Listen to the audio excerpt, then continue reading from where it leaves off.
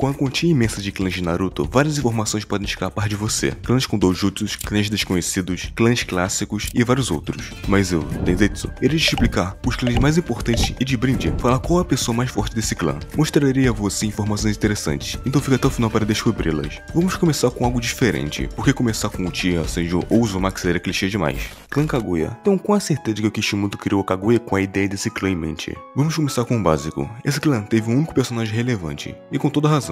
Porque os Kaguya não eram só brutais, eram um verdadeiro desastre estratégico. Eles viviam para a batalha, sem pensar no amanhã, sem qualquer noção de planejamento.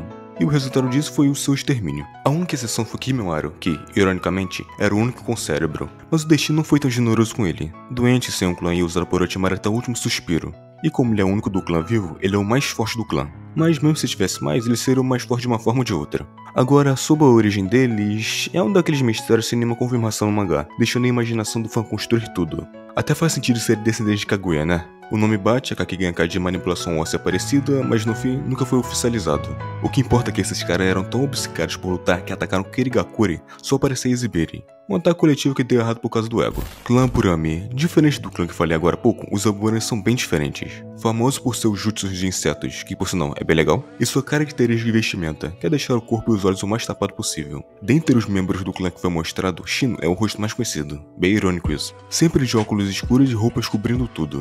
Não se sabe o motivo exato do porquê eles usaram roupas assim, mas minha teoria é para que eles possam usar uma quantia pequena de insetos sem que ninguém veja. A forma que as pessoas desse clã descobrem sua afinidade com determinado inseto é quando ainda são crianças. Não é dito como, então sua imaginação é o limite. Eu imagino que eles pegam vários tipos de insetos e colocam perto do bebê para ver sua afinidade. Além disso, o clã tem algumas variações raras, como os insetos venenosos de Torune, que envenenam só de tocar a pele. E entre todos os Aburami mostrados na série, Torune é, sem dúvida, o mais forte. Seu domínio sobre o inseto venenoso o tornou um ninja de elite da raiz de Danzo, e poucos conseguiram sobreviver a um simples toque dele. No fim, eles podem não ser tão chamativos quanto os Uchiha e Senju, mas com certeza são perigosos. E nada me tira da cabeça de que se juntar ao clã inteiro, eles derrotam o Hashirama só usando cupins. E, obviamente, não podemos esquecer o clã do protagonista, certo? Clã Uzumaki, um dos clãs que eram os mais fortes, mas que, por consequência dessa força, foram destruídos. Se formos ver bem a história desse clã, podemos encontrar diversas coisas interessantes, como eles são descendentes de Ashura e têm um distante parentesco com os Senju, havendo até mesmo alguns casamentos entre os membros do clã, como ocorreu com Hashirama e Mito. Devido à imensa aptidão com técnicas de selamento, eles eram tão fortes quanto o temor causava no mundo todo. Mas o Uzumaki também tinha uma resistência ridícula. A Kushina aguentou ser de Jiuriki da Kyuubi, o mesmo que o Naruto, que, obviamente, é o Uzumaki mais forte de todos, mas isso já era óbvio. A Mito Uzumaki nem se fala. Ela viveu por décadas mantendo as 9 calos selada e nasceu antes mesmo da fundação da Vila da Folha. No final, Naruto foi um dos poucos Uzumakis vivos que reviveu o nome Uzumaki, com os outros sendo Nagato, que já foi morto, e Karen, mas nenhum dos dois teve filhos. Casou com Hinata, isso é óbvio, e garantiu que o sangue Uzumaki continuasse, mesmo que agora misturado com Hyuga. Em alguns casos, nasciam pessoas com capacidades especiais, como Karen e sua mãe, que tinham a capacidade de curar os outros apenas mordendo elas.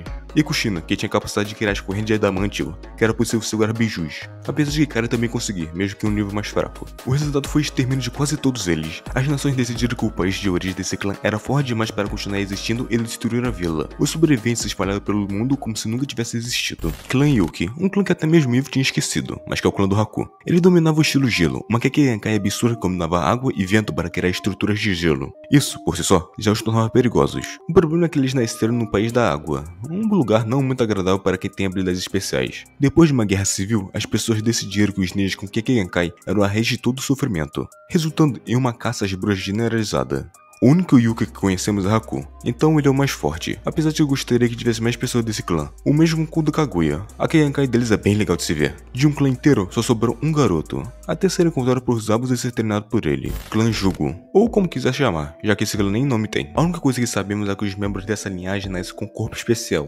capaz de absorver energia natural passivamente, fazendo mudanças físicas drásticas. Parece incrível, certo? O problema é que isso os faz enlouquecer. A energia natural veio como uma churrada de poder, mas o corpo não está pronto para lidar com isso. O resultado são explosões de raiva incontroladas e transformações grotescas. O único membro conhecido é Jugo, que passou a vida tentando se controlar, e isso, claro, o tornou mais forte. Ele foi até Orochimaru por vontade própria, achando que poderia ser curado, mas, como sempre, Orochimaru só viu nele uma oportunidade para experimentos. No fim, o clã Jugo está mais para uma maldição viva. Clã Otsutsuki é praticamente a origem do poder do chakra. Começando com Kaguya, a primeira a chegar à Terra, que ficou famosa por consumir o fruto da árvore divina. Ela ficou tão forte que não precisava mais se preocupar com qualquer humano. Ela usou e abusou desse poder, até mesmo para subjugar os próprios filhos. Mas deu errado. E é aí que o Rikudo Sennin entra em cena, com seus feitos incríveis, dividindo seu chakra entre as nações e, claro, criando os biju. Assim, Kaguya foi a primeira grande ameaça, Hakuran foi o grande salvador da Terra. Acontece que nem tudo é tão fácil assim. Momoshiki, por exemplo, seguiu passos parecidos aos de Kaguya, o caminho do poder puro. Mas temos coisas até antes da própria Kaguya. Shibuya Otsutsuki é o ápice dessa linhagem, um ser que não se compara a ninguém. Ele era tão forte que suas habilidades vão além do entendimento humano, seja criar tempestades ao mover a mão, ser completamente imortal e possivelmente onipotente. Essa linhagem é um mistério, e talvez, só talvez, possa ter mais coisa por trás, ou não, pode só não ter.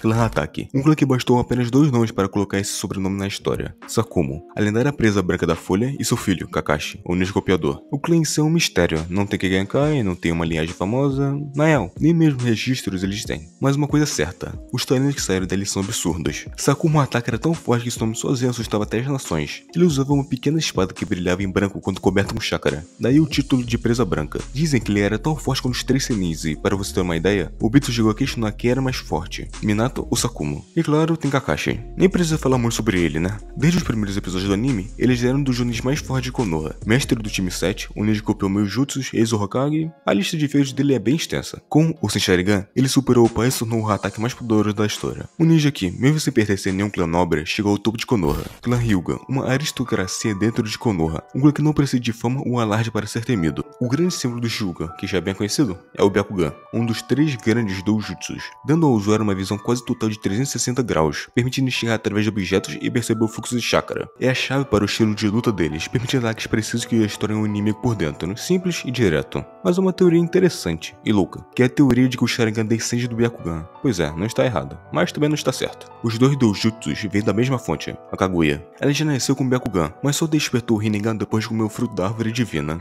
Seus filhos herdaram esses poderes de formas diferentes. Hamura ficou com o Byakugan e deu origem ao Hyuga. Já Hagoromo despertou o Rinnegan e mais tarde seu filho Indra desenvolveu o primeiro Sharingan, criando a linhagem Uchiha. Por anos, Heihachi foi o mais forte do clã e o mais respeitado. Mas o tempo existe agora ele está velho. Se Neji estivesse vivo, não restam dúvidas que ele teria superado todos os Hyuga, mas o destino decidiu brigar com ele. Agora, com Heihachi envelhecendo e Neji fora da equação, quem carrega esse título é Hinata. Mas voltando ao clã, é uma divisão brutal entre seus membros. A casa principal governa, enquanto a casa secundária serve. E para garantir que essa hierarquia nunca mude, os membros da casa secundária recebem um símbolo de controle, ou se preferir, uma coleira. Clã Nara, o mestre das sombras e da preguiça. Mas em troca dessa preguiça, a mente deles é afiada ao extremo. Sua habilidade especial, o controle das sombras, permite que eles usem suas próprias sombras para capturar e controlar os inimigos. Simples na teoria, complexo na prática. Eles, junto aos clãs Akemichi e Yamanaka, têm uma tradição em juntar os filhos dos líderes em uma única equipe, fazendo a formação Inoshikachu. Essa aliança existe há gerações, e o nome do trio vem justamente da combinação dos nomes desses clãs. O mais conhecido dos Nara é Shikamaru. Ele herdou o posto de líder do clã depois do pai, Shikaku, e, apesar de sua natureza relaxada, provou ser um dos maiores gênios estratégicos da série. E claro, isso torna o mais forte do clã. Nenhum outro Nara demonstrou um domínio tão refinado do controle das sombras ou uma mente tão afiada em combate. Um detalhe curioso é que os Nara queriam servir em sua floresta e também possuem um laboratório secreto cheio de remédios e pílulas medicinais. Algumas delas, inclusive, são usadas pelo clã Akemichi.